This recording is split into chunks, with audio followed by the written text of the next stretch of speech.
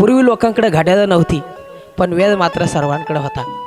आता घड्याळ आली, पण वेळ कुणाकडेच राहिला नाही. पूर्वी लोकांकडे घरं नव्हती, पण आपल्या झोपडीत आलेला एकही व्यक्ती उपाशी जात नव्हता. आज मोठी मोठी घरं आहेत दादा, पण त्या घरासमोर पाटी आली.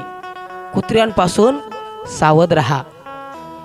नेमकं कोणत्या कुत्र्यापासून? घरातल्या कुत्र्यापासून का घराच्या बाहेरच्या कुत्र्यापासून? कारण बाहेरचं कुत्रं तर बांधलेलं आहे.